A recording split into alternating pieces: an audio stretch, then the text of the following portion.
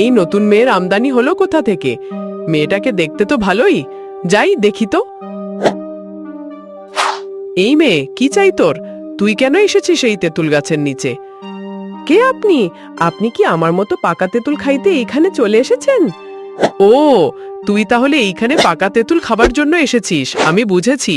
অনেক দিনের আগের কথা, একটা গ্রামে অনেক বড় একটা তেঁতুল গাছ। সেই গাছে থাকে একটা শাকচুন্নি। শাকচুন্নির ভয়ে গ্রামের মানুষ যেন তেঁতুল গাছের নিচ দিয়ে যাইতে পারে না। শাকচুন্নি পাকা তেঁতুল দেখে বলে, এখন প্রায় সব তেঁতুলগুলোই পেকে গেল। গ্রামের মানুষকে ভয় দেখানোর সময় হয়েছে।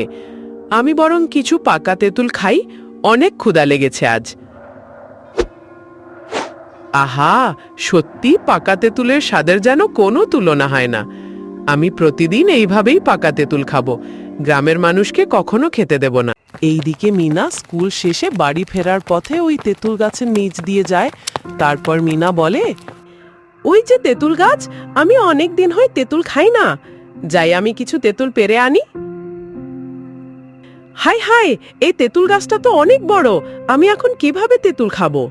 আমি বরং বাড়িতে গিয়ে আমার বন্ধুদের ডেকে আনি, সবাই মিলে একসাথে তেঁতুল পেরে খাবো। শাকচুন্নি এইসব দেখে গাছ থেকে নেমে আসে। আর শাকচুন্নি একটু রাগ পেয়ে মিনাকে বলে, এই মেয়ে, দাঁড়া, তুই এখানে কেন এসেছিস এইটা বল আগে। কে তুমি? তোমাকে তো এর আগে কখনো দেখি নাই আমি। তুমি আমার সামনে খাড়া হলে কেন? তুই আমার তেঁতুল গাছের নিচে কি করিস? আর এতক্ষণ দাঁড়িয়ে দাঁড়িয়ে কি ভাবলি?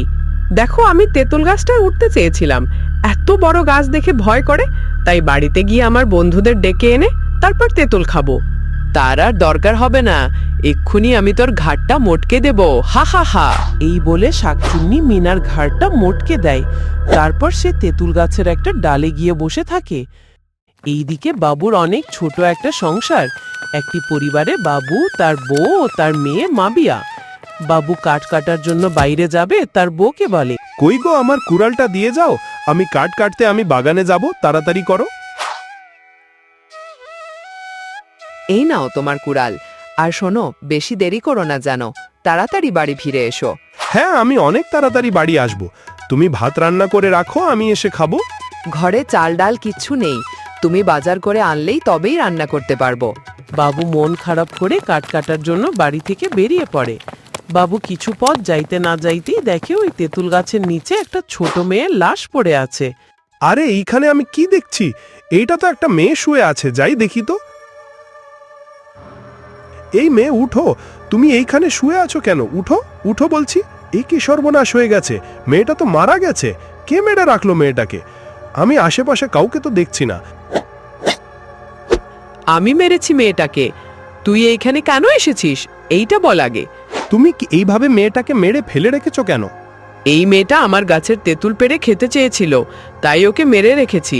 তাই বলে তুমি এই ছোট্ট মেয়েকে মেরে রাখি দিবা? আমার এই তেঁতুল গাছের নিচে যে আসবে তাকেই এইভাবে মেরে রেখে দেব। তুই কি চাস? আমি বাগানে কাঠ কাটতে যাব, এই সময় দেখি একটা মেয়ে শুয়ে আছে, তাই আমি চলে আসলাম। তুই এইখান থেকে চলে যা, না হলে তোরও অনেক বড় ক্ষতি করে দেব। হ্যাঁ, আমি যাচ্ছি, কিন্তু কাউকে এইভাবে ভয় দেখিও না। তুই কি যাবে, নাকি তোর ঘাটটাও মোটকে দেব আমি? বাবু এই কথা শুনে তাড়াতাড়ি বাগানে কাঠ কাটতে যায়। বাবু আস্তে আস্তে প্রায় কাঠের বাগানে চলে আসে। সকাল সকাল কাঠ কেটে বাড়ি যেতে হবে, রাত হলে আবার আমার ক্ষতি করার চেষ্টা করবে। বাবু এইসব কথা ভেবে কাঠ কাটা শুরু করে দেয়।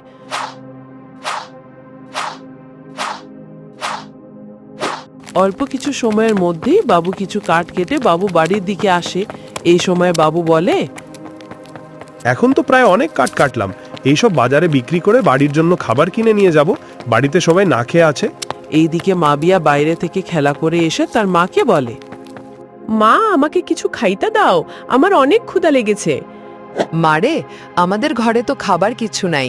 তোমার বাবা কাঠ কেটে বাজার থেকে খাবার কিনে আনবে, তারপর তোমাকে রান্না করে দিব। মা, এইসব কি বলছো মা? এখন আমি কি খেয়ে থাকবো? আমার অনেক ক্ষুধা লেগেছে। আহারে মা আমার, তুমি একটু ঘরে গিয়ে বসো, তোমার বাবার আসার সময় হয়েছে প্রায়। দেখো, ওই তো বাবা চলে এসেছে। বাবু বাজারে কাঠ বিক্রি করে বাড়ির জন্য খাবার কিনে এনে বউয়ের হাতে দেয়।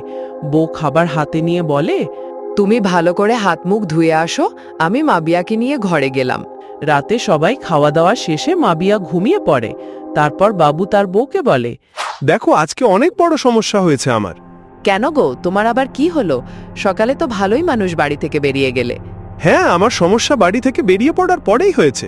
কি এমন হয়েছে তোমার, বলো না, শুনে দেখি। আমি যখন কাঠ কাটতে বেরিয়ে পড়ি, আমাদের ওই তেঁতুল গাছের কাছে যাইতে না যাইতেই দেখি একটা মেয়ে মাটিতে শুয়ে আছে। আমি মেয়েটার কাছে গিয়ে দেখি মেয়েটাকে মেরে ফেলেছে শাকচুন্নি। ওমা, কি বলো এইসব? মেয়েটাকে কেন মেরে ফেলেছে? মেয়েটা ওই পুরনো গাছের তেঁতুল পাড়তে গেছিল, তার জন্যই হয়তো মেরে ফেলেছে ওই শাকচুন্নি। তাই বলে ওই ছোট মেয়েটাকে এইভাবে মারা লাগে? তোমার কোনো ক্ষতি করেনি তো? না, আমার কোনো ক্ষতি করে নাই। আমাকে বলছে তুই এখান থেকে চলে যা, না হলে তোর ঘাটটাও মটকে দেব। এখন তো আমার অনেক চিন্তা হচ্ছে, আমার মেয়েটার না কি হয়। আমার মেয়েটা যে আরো তেঁতুল পাগল। তুমি মাবিয়াকে একটু চোখে চোখে রেখো, তা না হলে কিন্তু ওই গাছের কাছে গেলে শাকচুন্নি মেরে ফেলবে। হ্যাঁ, আমি বুঝেছি, মাবিয়াকে একটু চোখে চোখে রাখতে হবে। চলো এখন আমরা ঘুমাই, তুমি সারাদিন কাজ করে আসলে একটু বিশ্রাম নাও। মাবিয়া ঘুম থেকে উঠে পাকা তেঁতুল খাবে বলে ওই তেঁতুল গাছটার দিকে যায়।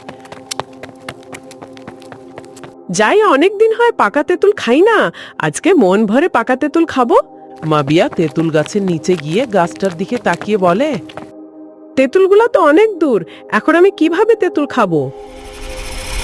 এই নতুন মেয়ের আমদানি হলো কোথা থেকে? মেয়েটাকে দেখতে তো ভালোই, যাই দেখি তো। এই মেয়ে, কি চাই তোর? তুই কেন এসেছিস এই তেঁতুল গাছের নিচে? কে আপনি?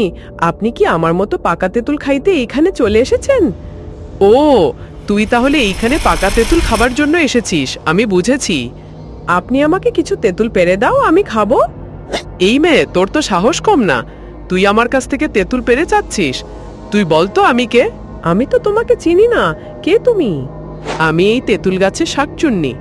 এই গাছে যে তেঁতুল খেতে আসে তার ঘাড় মটকে দিই আমি, এখন তোর ঘাড়টাও মটকে দেব, দেখ। এই বলে শাকচুন্নি মাবিয়ার ঘাড় মটকে দেবার জন্য গলায় হাত দেয়। অখনই বাবু তার মেয়েকে খুঁজতে খুঁজতে তেঁতুল গাছের কাছে এসে দেখে মাবিয়া এইখানে। মাবিয়া, মা আমার, আমি এসে গেছি, তোমার আর কোনো ভয় নাই। শাকচুন্নি ভয় পেয়ে মাবিয়ার গলা থেকে হাত ছেড়ে দেয় আর শাকচুন্নি উধাও হয়ে যায়। মাবিয়া, তুমি এই তেঁতুল গাছের নিচে কি করো মা? আমরা তোমাকে খুঁজতে খুঁজতে প্রায় শেষ। বাবা, আমি পাকা তেঁতুল খাইতে এই গাছের কাছে এসেছি। মা, তোমার এইগুলা তেঁতুল খাওয়া লাগবে না, আমি বাজার থেকে ভালো তেঁতুল এনে দেব, তুমি বাড়ি চলো। বাবু তার মেয়েকে নিয়ে বাড়ির দিকে যায়। এইদিকে গাছের ডালে বসে শাকচুন্নি বলে, এইবারের মতো বেঁচে গেলি, এরপরে আর কোনোদিন গাছের কাছে আসলে দেখবি ঠিকই ঘাড় মটকে দেব। বাবু ও মাবিয়া বাড়িতে চলে আসে। মাবিয়াকে দেখে মা বলে, মা আমার, তুমি কোথায় গিয়েছিলে? তোমাকে কখন থেকে খুঁজে বেড়াচ্ছি।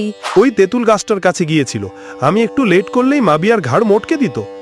তুমি ওই তেঁতুল গাছটার কাছে কেন গিয়েছো মা?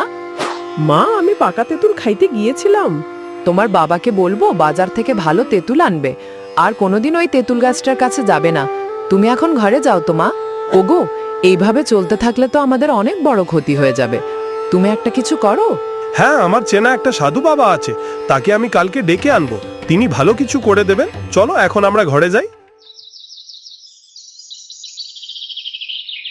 সাধু বাবা তার সব জিনিস রেডি করে শাকচুন্নিকে হাজির করার জন্য তার মন্ত্র পড়ে। সাধু বাবা তার মন্ত্র পড়ার সাথে সাথেই শাকচুন্নি এসে হাজির। তুই আমাকে কেন ডেকেছিস? আমি তো তোর কোনো ক্ষতি করি নাই। ওরে বাপ, তুই এমনি সাধারণ মানুষের ওপর কেন ঝাঁপিয়ে পড়লি, এইটা বল আমাকে। আমার তেঁতুল গাছে যে যে তেঁতুল খেতে যায় তারই ঘাড় মটকে দেয় আমি। ও, আমি বুঝেছি, তোর তেঁতুল গাছ বলতে আমি আর কিছু জানি না। তুই অনেকবার বেড়েছিস, তোকে এমন শিক্ষা দেব কোনোদিনও ভুলতে পারবি না। না না, তুই এটা করিস না, আমি অনেক দূরে চলে যাব, আর কখনো আসবো না। সাধু বাবা তার মন্ত্রের মাধ্যমে শাকচুন্নিকে একটা বোতলে ভরে রাখে। এইদিকে গ্রামের মানুষ যেন খুশিতে ভরে উঠল, তাদের আর কোনো প্রকারের সমস্যা হয় না, সবাই একসাথে ভালোভাবে জীবনযাপন করে।